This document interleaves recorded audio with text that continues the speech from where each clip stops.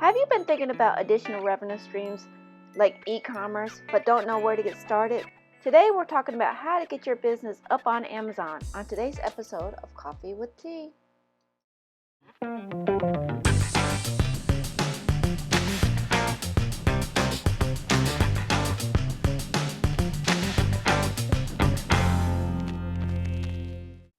Hello, friends, and welcome to another episode of Coffee with Tea. I'm your host, Tanya Tyler, and I'm excited because we have Mr. Michael Marr, who's come on and talk about Amazon. He is my Amazon go-to guy, and I had to have him come back on and share his juicy nuggets on how to get your business up.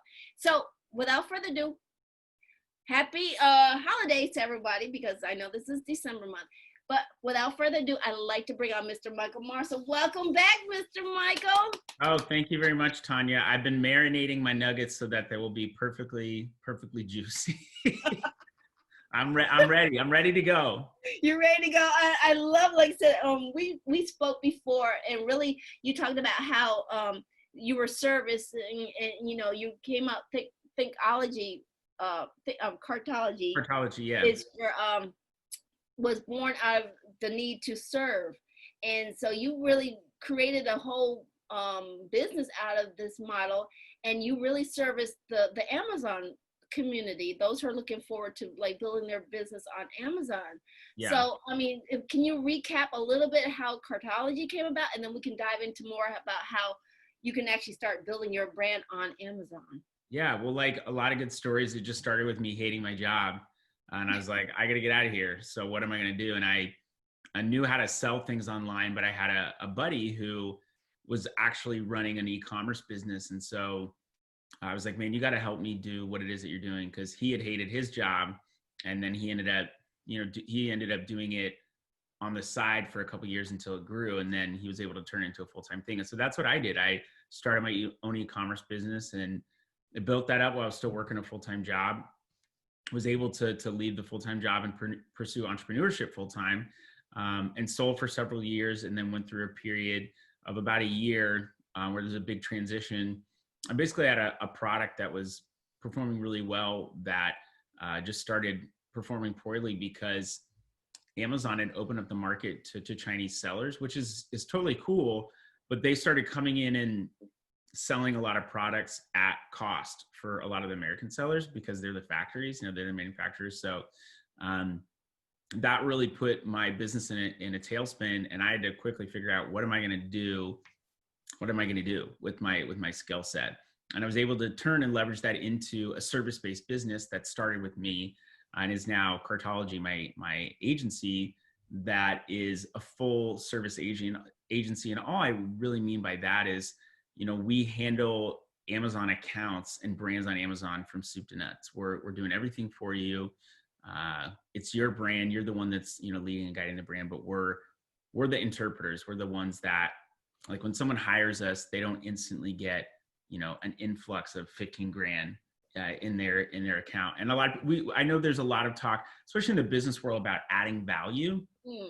And I think I heard a gentleman that was very sales adept, and that's his whole thing is sales.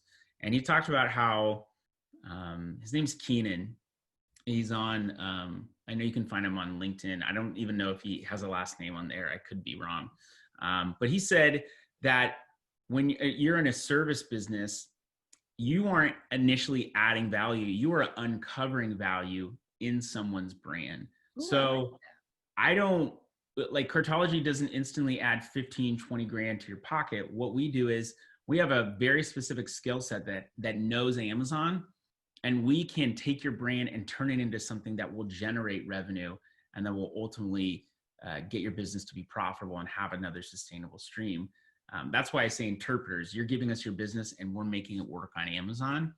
And that's really what we do is manage that. It's like outsourcing your Amazon department. You can't afford to build a team in-house, and most people can't because it can get really pricey, but you get the cost of a full department, like an Amazon department, for a fraction of the cost of just hiring one person to be the director. So it's good work. We enjoy what we do. And yeah, it's very service focused, and we make sure that that stays top priority. Right, right. And like I said, I love how you talk about service, because that's the central part behind what you do. So it's not, I mean,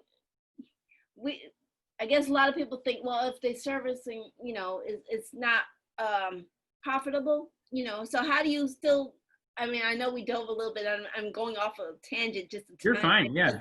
I love the service quality of it, because I think a lot of people don't understand that we're missing that one key ingredient. It's like, yes, you run your business, but you're servicing others.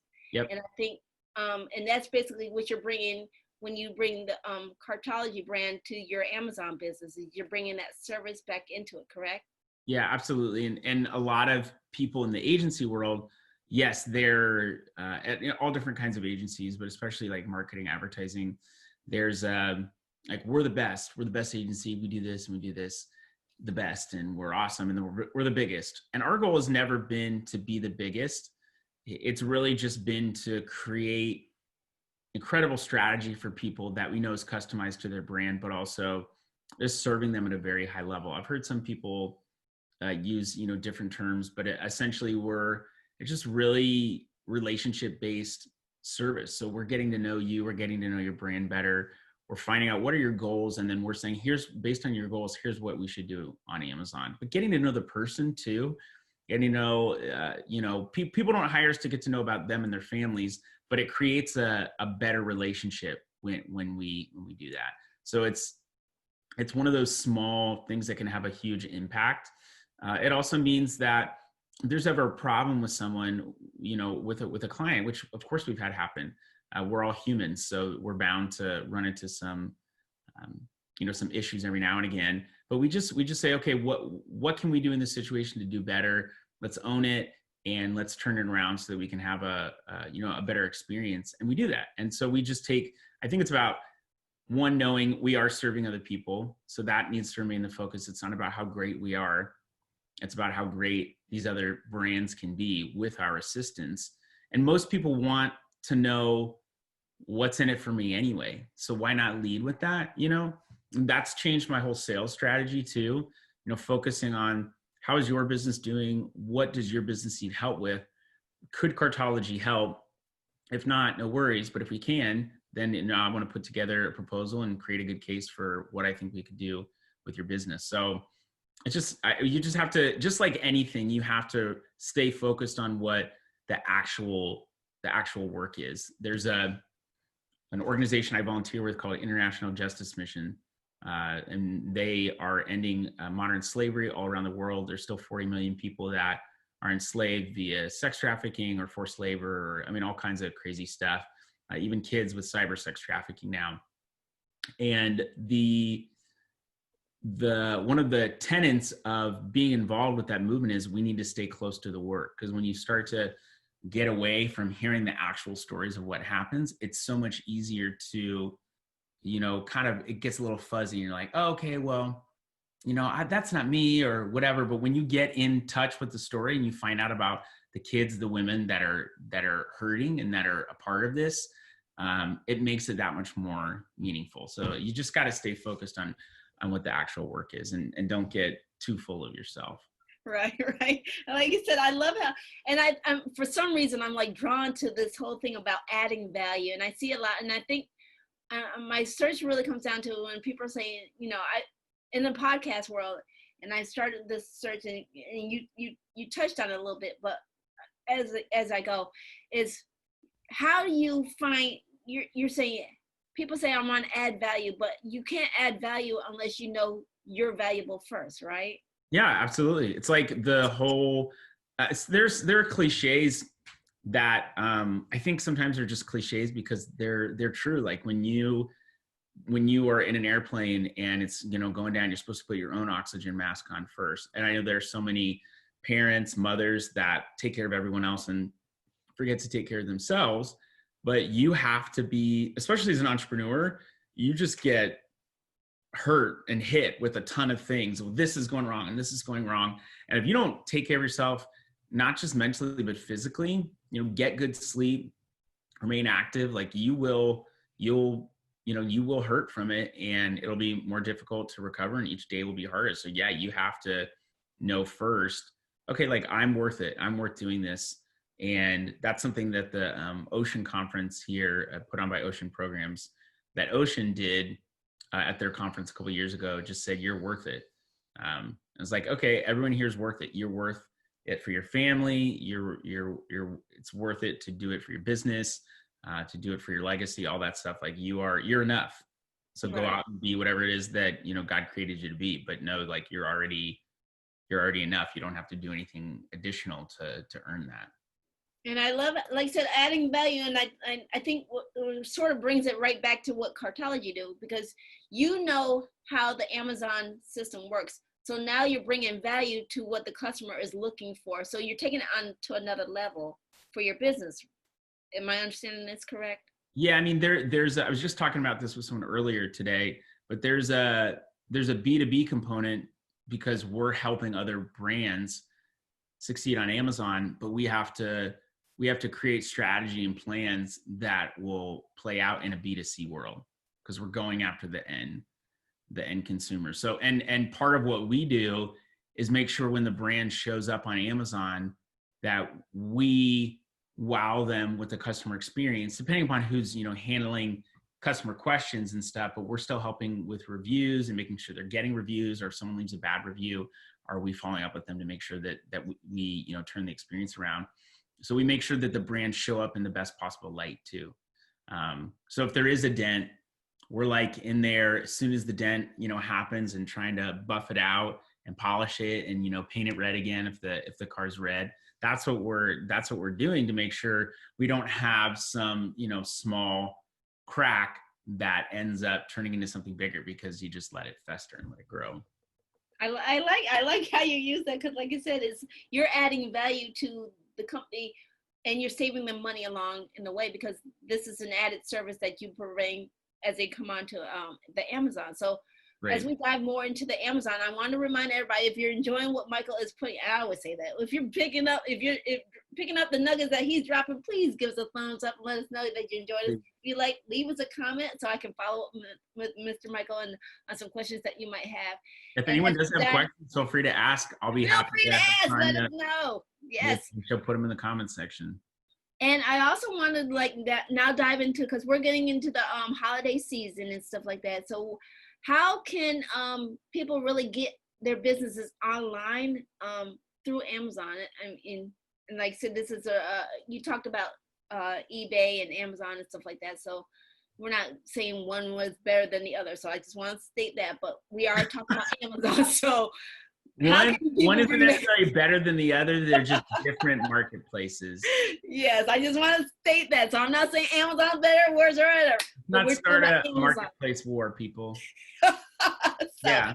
Yeah. So how can people get their businesses up online or on Amazon, and how is it really, is Amazon too big? Do people feel like they're too small to be on Amazon? That's a great question. So I will start off by saying Amazon said in 2019 that they generated $300 billion in revenue. So it's a lot of revenue. 150 billion of that came from there's two different parts of Amazon. There is this vendor side, which is what we call first party. So you sell your goods to Amazon and then Amazon sells it to the consumer. Amazon is the first party in that. And then there's a third party side, which Amazon calls Seller Central. So the first party side is Vendor Central. That's an invite only program. A lot of people are accessing Amazon through this Seller Central platform, which anyone can get on, but you sell on consignment. So if you sell something, Amazon only pays you when the product actually sells, and then they'll take all their fees out of that as well. And most people are sending their products in to FBA, to Amazon fulfillment centers. And so Amazon's fulfilling it for them. And they're giving you access to Prime members who are only searching oftentimes Prime eligible items only. So if you're fulfilling the item yourself, there's a lot of caveats there, but just suffice to say, you're probably not going to get the same visibility if your item is being fulfilled by Amazon. But 150 million of the dollars of revenue were generated by that third party side, by the people selling on consignment, wasn't made by the big vendors that might be, Coke or Pepsi or P&G brands or Kimberly Johnson brands or any other large brand. It was by these third-party brands. When a lot of people don't know this, there are a lot of people that are small business advocates, and they will rail against Amazon and say, Amazon's put people out of business. Amazon's actually enabled a ton of small businesses to grow all across the country. I was one of those businesses that grew on the marketplace for several years. So don't get it twisted and think that, you're just supporting some big business. Now, you are supporting a big business, and it takes all kinds of, people to make the world go round, but you're absolutely affecting small businesses and other brands in the same way that you might, if you go and you have a favorite ice cream brand that you like, or, and you buy it in a local store. Let's say you have this organic hemp milk ice cream that is your favorite brand, and it's a local brand, and you're supporting them. You're supporting them in the same way if you were to buy, that product on Amazon. Although it'd be a little bit more tricky to get the ice cream delivered for Amazon, but you can do that. They have their Amazon Fresh program where, they'll deliver stuff very quickly to you. I think the big takeaway there is there are a lot of small businesses that are performing well on Amazon, and Amazon is very big, so it can seem very daunting. I think there's two ways to think about this. One is, how do I just start a business and get it on Amazon?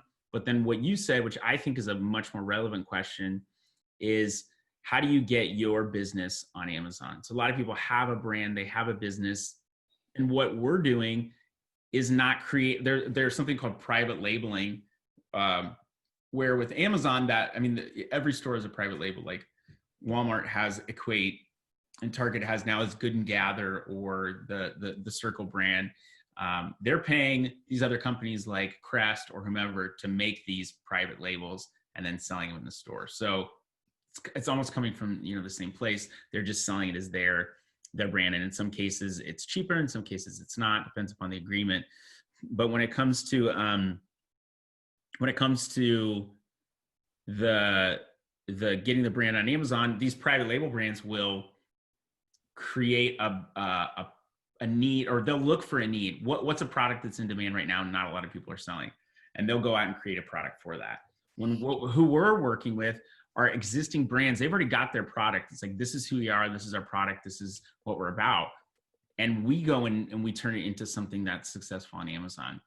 And that's really where when I talk about us as interpreters, that's where we really come into play, is turning it into something that will actually generate revenue and will help your business and won't just get you lost in the shuffle. When it comes to getting your brand on Amazon, I'd say first and foremost, and a lot of brands have maybe started or gone down this path and not really figured it out yet, but what's your brand story?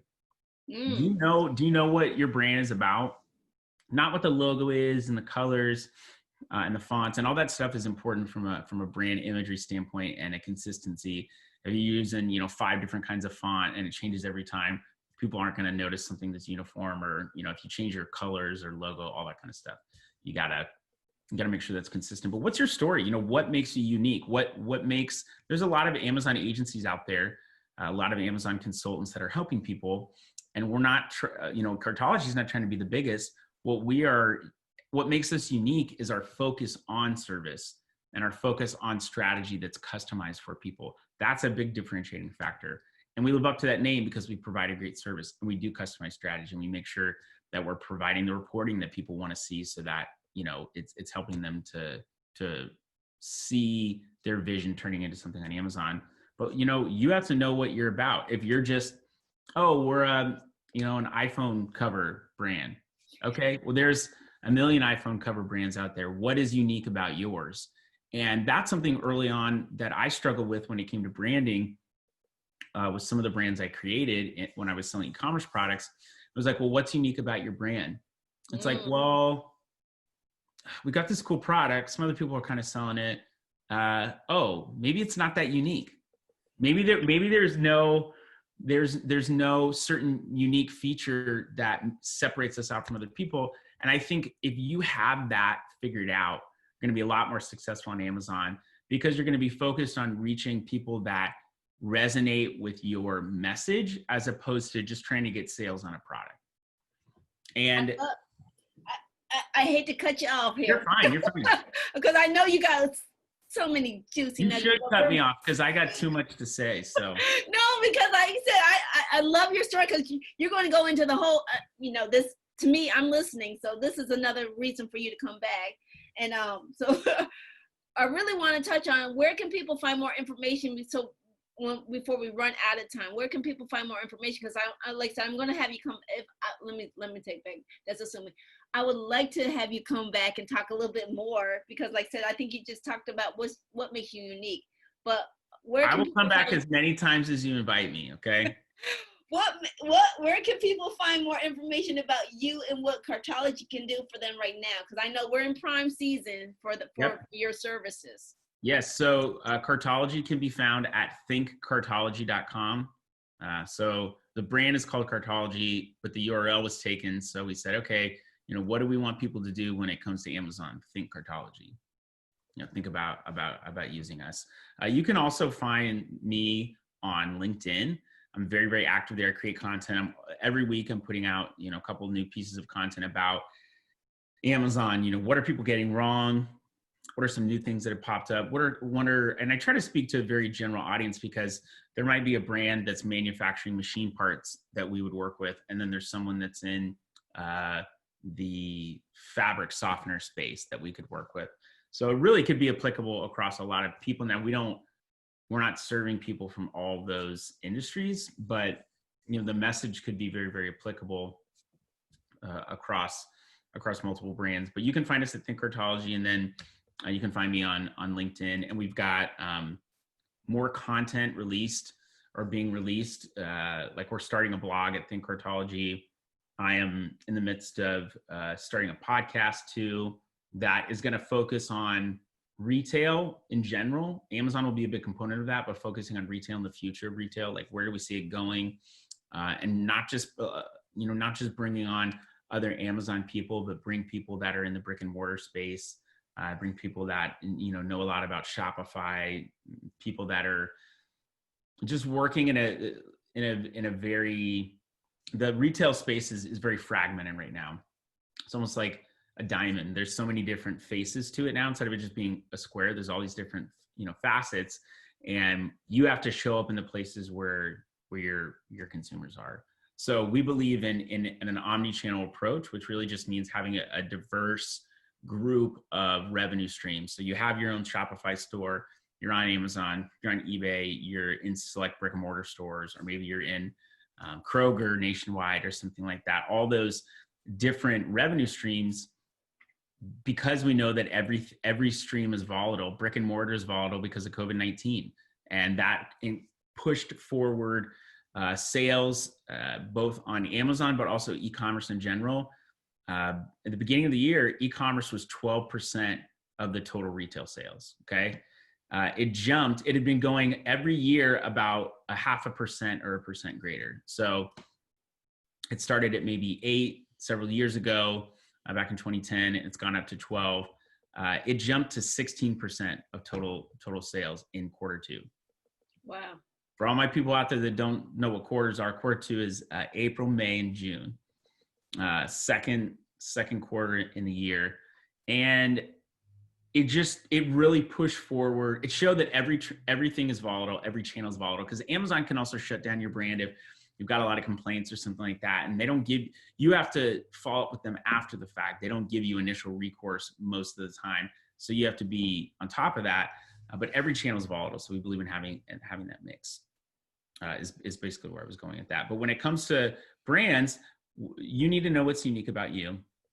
If you don't know that, start thinking about it and start planning it out. Maybe you end up going through a rebrand because you realize here's how we really want to differentiate ourselves. Right.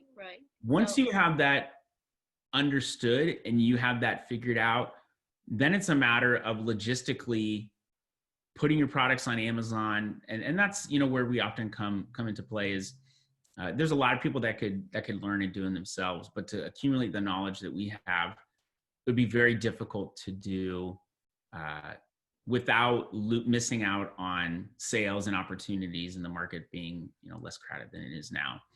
And then it's just about researching what's going on in your category. Do you know who else is selling a product that's similar to yours? Do you know what general revenue is each month in that category? And there's all these different great third-party tools that you can use to research the marketplace and say, oh, okay, well, this sock market each month, there's $16 million in sales in socks on Amazon. Okay, well, we have a very unique dress sock. So, what does the dress sock market look like? And you can just start to refine that down.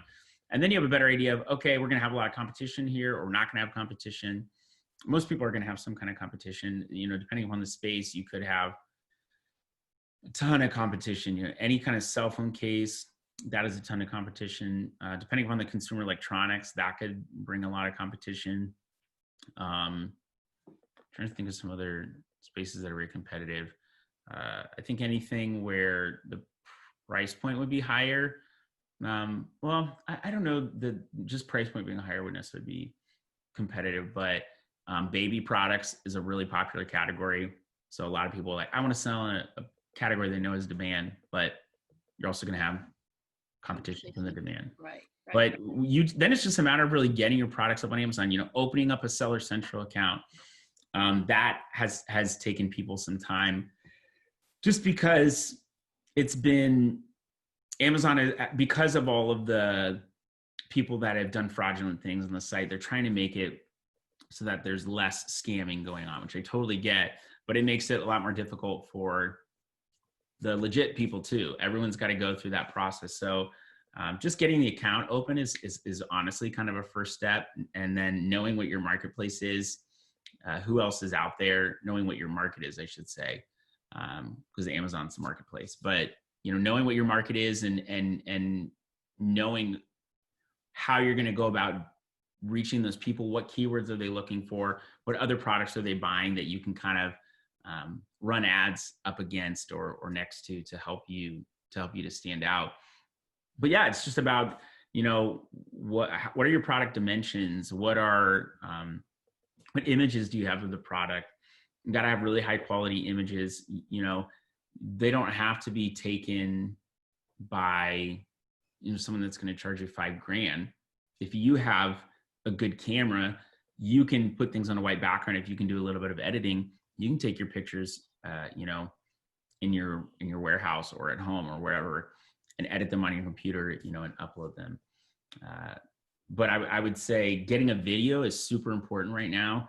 Amazon has opened up the option to add videos on listings for pretty much every brand or every seller, and people are very visual. When you look inside of a window, let's say this is your mobile window, and someone's scrolling for something, when they go and look at something and then they click on something and say you're looking for a candelabra. I don't know why you'd need one, but why not? So you search for candelabra.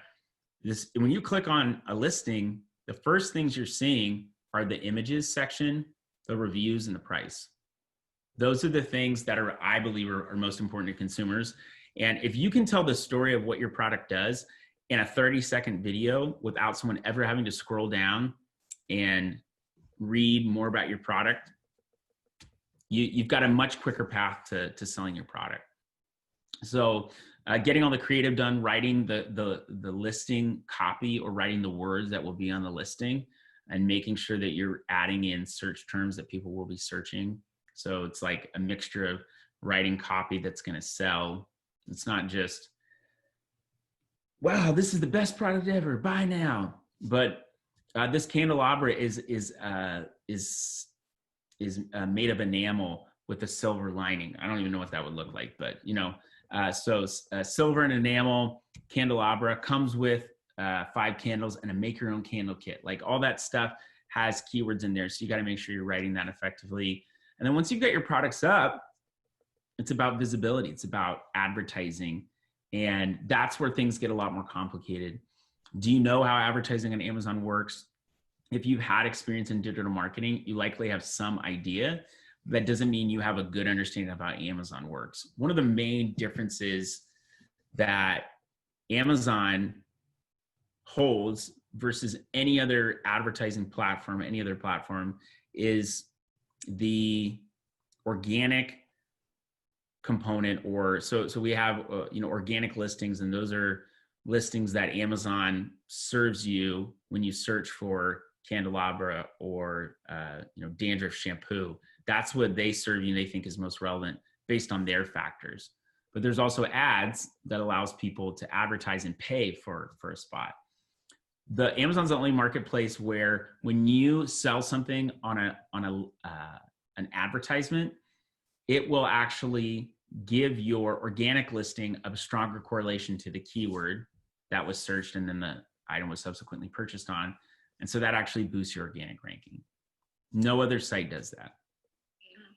And so that's super key to know that. It also should help you to better look at metrics and say, wow, we're getting a lot of purchases on these keywords, and I notice we're actually ranking higher. And by ranking, I just mean, in this case, where are you showing up when someone searches? Are you showing up on the first page, second page? All that makes a big difference. Excuse me, I've been holding back that yawn for such a long time. I'm getting that afternoon sleepies maybe. When it comes to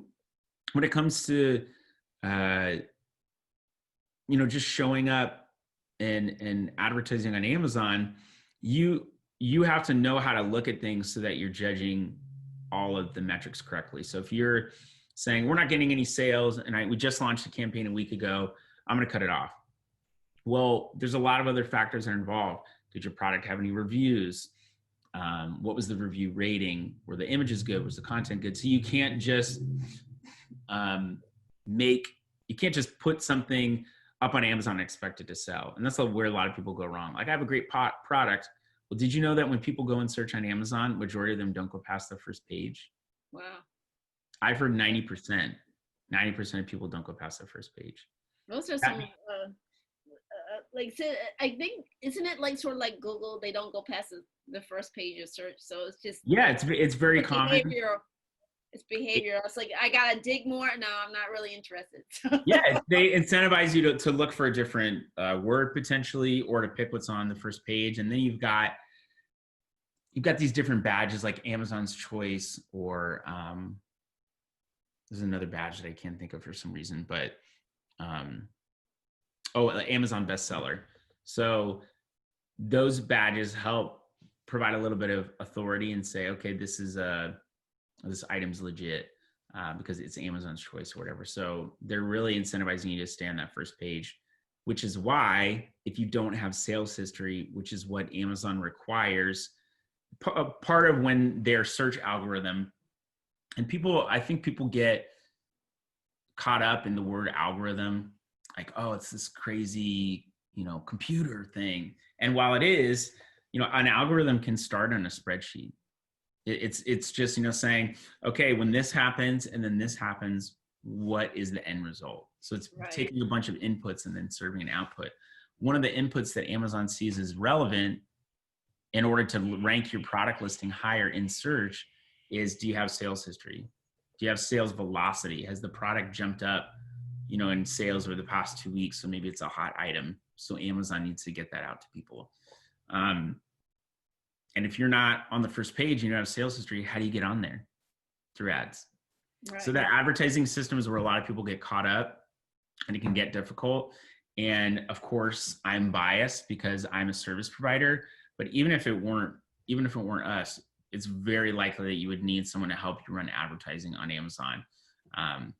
Especially if you've been a seller for a while. A lot of when you started a decade ago, a lot of people haven't stayed up with all the new technology, whereas Amazon changes things all the time. They offer new ad types and all kinds of stuff. But if you aren't keeping up with that, you're not really getting the most out of the marketplace. And it's really important that you lean into that change. And even though Amazon might do something that hurts your business or frustrates you, it's not personal. It's Amazon's marketplace. So they're saying, this is the rules. This is how we're going to do stuff. And so don't get mad at them. Just use the marketplace for what it is and start your own Shopify store or own e-commerce store. get in different brick and mortar stores, make sure you actually diversify the channels that you're in. I think, like I said, I think your key point is just diversified, like you said, because you never know, so I really want to thank you for your time. Like I said, you gave us a ton of nuggets, and like I said, if you're picking them up, I definitely say, and I'd love to have you come back on. Yes, please. Yes, because I've got like 5 days worth of stuff, so. So you have, like I said, you have a wealth of knowledge, and there's like, we can touch on a couple of things. Like I was taking notes, so definitely want to say thank you for your time, and I'm about to close it out here and say, please give us your feedback. Feedback is always welcome. Yes. Email us if you have any guest and show ideas. Links will be posted in the comments.